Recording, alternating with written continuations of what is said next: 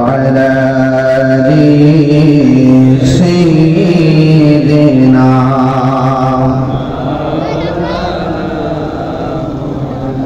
لا إله لا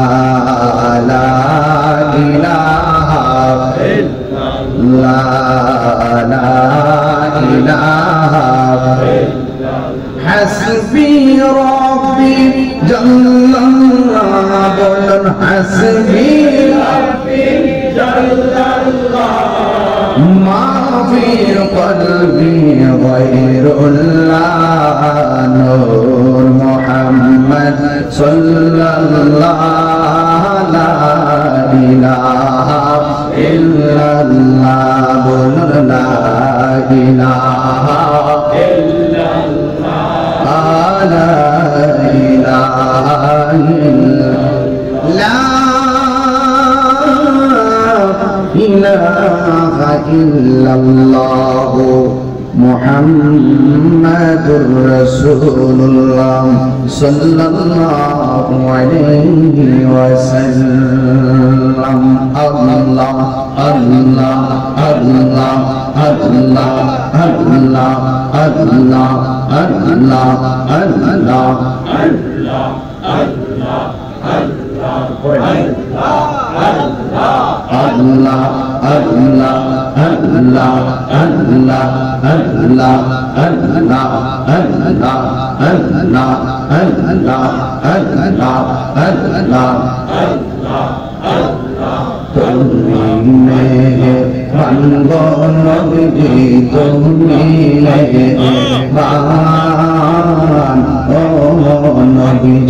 তুমি মেহেরবান আল্লাহ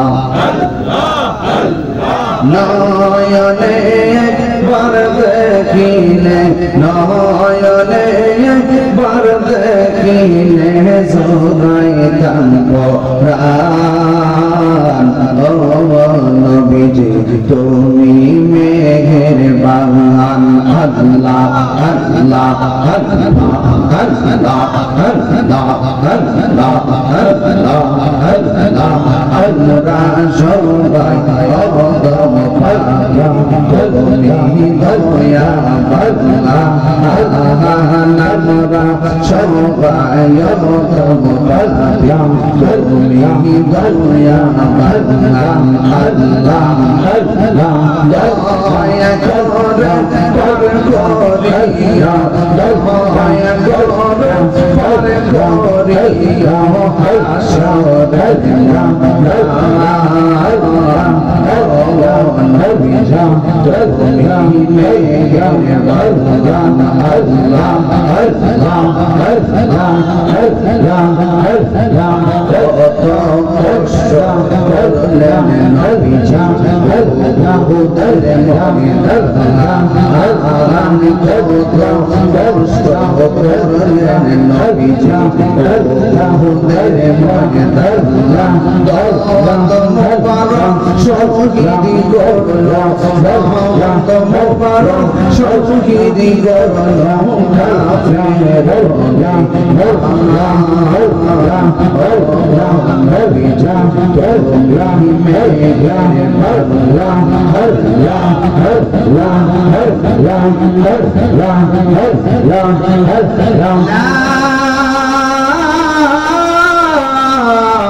ইলাহা ইল্লাল্লাহ মুহাম্মাদুর রাসূলুল্লাহ সাল্লাল্লাহু আলাইহি ওয়াসাল্লাম। সকলে পড়ুন আলহামদুলিল্লাহ। যে আল্লাহ রাব্বুল আলামিন আমাদের সকলকে এই হোমনার জমিনে একত্রিত হওয়ার তৌফিক দিয়েছেন। এই বৈরী আবহাওয়ার মাঝেও আল্লাহ পাক আমাদের সকলকে কাঁধে কাঁধ মিলিয়ে আলোচনা করে এবং শোনার সুযোগ দিচ্ছেন। মর্মে সকলে পড়ুন আলহামদুলিল্লাহ। লাখ কোটি দরুদ ও সালাম ওই নবীর নূরানি কদম মোবারকে যিনি হায়াতুন নবী, নূর নবী, গায়েবের খবর দেনেওয়ালা, হুজুরপুর নূর সাল্লাল্লাহু আলাইহি ওয়াসাল্লামের উম্মত হিসাবে আল্লাহ পাক আমাদের সকলকে কবুল করেছেন। এই জন্য শুকরিয়া তান আবারও করুন আলহামদুলিল্লাহ। ভাইরা আমার, বৃষ্টি মাগরিবের আগেও আমি বাড়ি থেকে বের হয়েছি মুষলধারে বৃষ্টি নিয়ে। প্রায় 1.5 ঘন্টায় রাস্তায় বৃষ্টিতে ছিলাম প্রায়। কিন্তু এখানে এসে যে পরিস্থিতি দেখলাম যে আল্লাহ পাক অন্ততপক্ষে আমাদেরকে কথা বলা এবং শোনার মতন তৌফিক দিয়েছেন। তো আল্লাহ পাক যাকে যেই অবস্থায় রাখে, প্রশংসা একজনের, জবান খুলে বলুন তিনি কে? আর বড় করে বলুন তিনি কে? এই জন্য দিনের বেলায় যে বৃষ্টিটা হয়েছে, এই বৃষ্টিটা যদি এই মুহূর্তে হতো আমরা কি ওয়াজ শুনতে পারতাম? তো এই পর্যন্ত আল্লাহ পাক আমাদের সকলকে এই মাহফিলে উপস্থিত হওয়ার যে তৌফিক দিয়েছেন, আবার করুণা মায়া করে আলহামদুলিল্লাহ।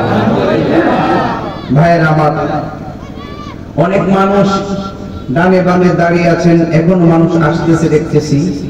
আপনারা মাঝখান দিয়ে কিছু জায়গা ফাঁকা আছে, মেহেরবানি করে আপনারা সেই ফাঁকা জায়গাতে আপনারা বসে পড়ুন। আমি খুব বেশি লম্বা আলোচনা করবো না, যেহেতু প্রায় 11টার কাছাকাছি বেজে যাচ্ছে। তবে আমি আশা করবো ঘন্টাখানেকের ভিতরে আলোচনা করে বিদায় নিব।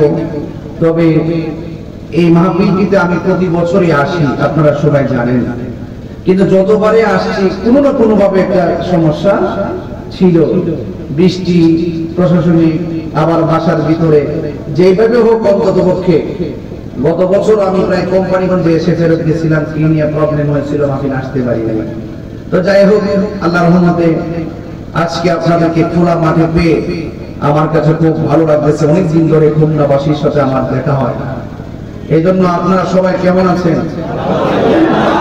আরো জোরে কেমন আছেন? আলহামদুলিল্লাহ, আমিও ভালো আছি। সকল প্রশংসার মালিক কে? আরো জোরে বলেন কে?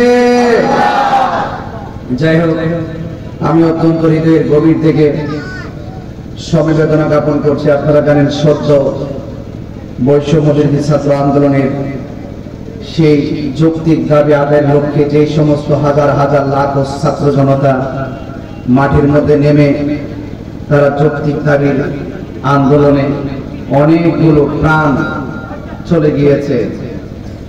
অনেক মা তার সন্তানকে হারিয়েছেন, অনেক বাবা তার সন্তানকে হারিয়েছেন, অনেক ভাই তার ভাইকে হারিয়েছেন। অনেকগুলো মানুষ তাজা তাজা প্রাণ আমাদের থেকে বিদায় হয়ে গেছে। ছাত্র আন্দোলনে যে সমস্ত মানুষগুলো না ফেরার দেশে চলে গিয়েছেন, আল্লাহ পাক রব্বুল আলামিন যেন তাদের কবরটাকে জান্নাতুল ফেরদৌসের আলা মাকাম দান করে বলুন আমিন। এবং আমি দেখে এসেছি হসপিটালে অনেকগুলো মানুষ আহত অবস্থায়, বিশ্বাস করবেন কিনা জানি না, অসংখ্য ছাত্র, অসংখ্য মানুষের চোখের উপরে আঘাত, গায়ের মধ্যে অসংখ্য আঘাত। তারা মৃত্যুর সাথে হসপিটালে পাঞ্জা লড়তেছে, তারা মৃত্যুর সাথে পাঞ্জা লড়তেছে। আমরা সবাই আজকে তাদের জন্য দোয়া করব। যারা আহত হয়ে হসপিটালে এই মুহূর্তে ভর্তি আছেন, আল্লাহ পাক যেন তাদের সকলকে পূর্ণ শেফা দান করে। সকল বলুন আমিন, আর জবান করে বলুন আমিন।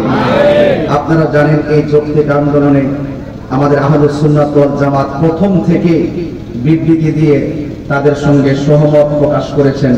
এবং আমাদের সংগঠনের বাংলাদেশ ইসলামী ছাত্র সেনার অসংখ্য ছাত্ররা সেই যৌক্তিক আন্দোলনের ময়দানে ছিলেন। গত কিছুদিন আগে 21 থেকে 22 জন জেল থেকে, গত পরশুদিনও জেল থেকে তারা জামিনে এসেছেন। এবং অনেকে অসুস্থ অবস্থায় হসপিটালে আছেন।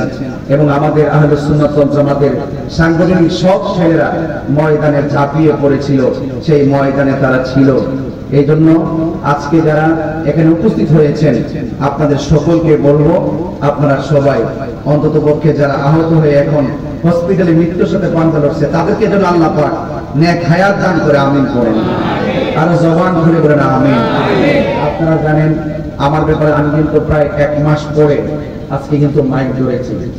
আমার লাউডলি প্রবলেম ছিল, এই জন্য আমি কিন্তু লাউডলি কথা বলতে পারি নাই। তো সেই জন্য আপনারা জানেন যে বাংলাদেশের যে কোনো যৌক্তিক দাবি আদায়ের লক্ষ্যে সম্প্রীতির লক্ষ্যে দেশে হিন্দু খ্রিস্টান বৌদ্ধ যার যার অধিকার আদায়ের সংগ্রামে আমি সবসময় যুবকদের পাশে ছিলাম। কথা বলেন ঠিক কিনা? অনেকে আমাকে বলছে তাহির হুজুরের মাহফিলে শুধু পোলাপান আসে। আমি বলছিলাম পোলাপানি